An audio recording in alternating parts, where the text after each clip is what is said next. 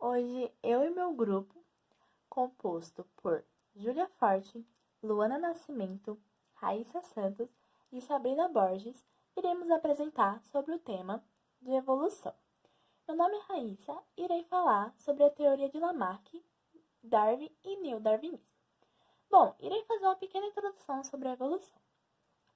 Até o século XVIII, a noção de fixismo era bem definida, ou seja, o indivíduo foi criado e não mudou ao longo do tempo, apresentando as mesmas características desde a criação até o presente. Porém, com o conhecimento dos fósseis e desenvolvimento da anatomia e da embriologia, surgiu a teoria da evolução, que acredita que os organismos vão mudar com o tempo. A teoria da evolução acredita que os seres vivos na Terra mudarão por milhares de anos. Essas mudanças podem ser vistas, por exemplo, em fósseis biológicos, que não são encontrados mais na Terra, mas têm grandes semelhanças com os seres vivos atuais.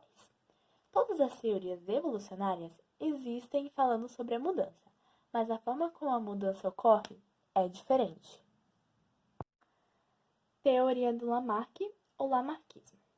Lamarck propôs uma das primeiras teorias para explicar a evolução biológica, trazendo duas leis, a lei do uso e desuso e a lei da transmissão das características adquiridas. A lei do uso e desuso explica que quando o organismo utiliza muito determinada parte do seu corpo, essa parte desenvolve-se mais do que aquelas que não são utilizadas, que no caso atrofia-se. A lei da transmissão das características adquiridas, por sua vez, afirma que as características adquiridas durante a vida podem ser transmitidas aos seus descendentes, como por exemplo as girafas. Para elas comer, elas teriam que se esticar até chegar à árvore. Ou seja, quando elas tinham um pescoço muito pequeno, de tanto que elas se esticaram, elas conseguiram chegar à árvore, no caso, formando essa girafa. E nisso elas iriam passar essas características para os seus descendentes. E a teoria do Lamarck, ela apresenta alguns pontos negativos, que são falhos no caso. O primeiro deles é da lei do uso e desuso, que não pode ser considerada uma verdade, pois as características do nosso organismo são predeterminadas pelos genes. E o uso e desuso poderia causar alterações nos limites dos pré-determinados. E outra característica que podemos considerar como falhas é a respeito das características adquiridas, que não podem ser transmitidas, pois não estão presentes nas nossas informações genéticas. Apesar dos erros, Lamarck teve o seu mérito, pois introduziu a ideia da mudança que ocorre nos seres vivos para a sociedade. Teoria de Darwin ou darwinismo. O darwinismo reúne as ideias evolucionistas propostas por Darwin. Segundo esse pesquisador, as espécies modificam-se ao longo do tempo em virtude da seleção natural.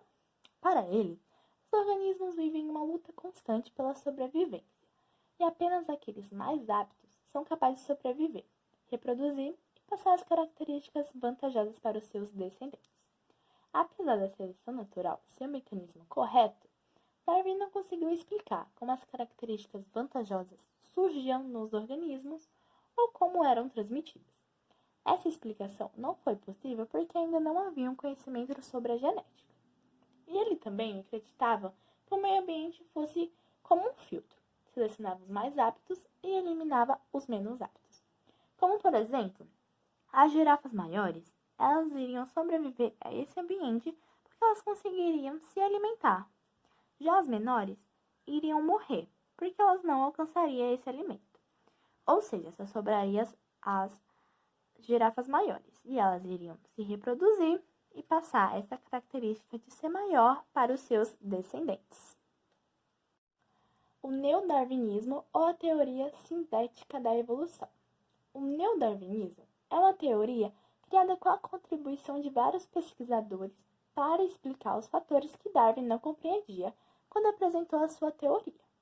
Em outras palavras, podemos dizer que o neodarwinismo consiste na teoria da seleção natural, acrescida dos conhecimentos genéticos adquiridos posteriores.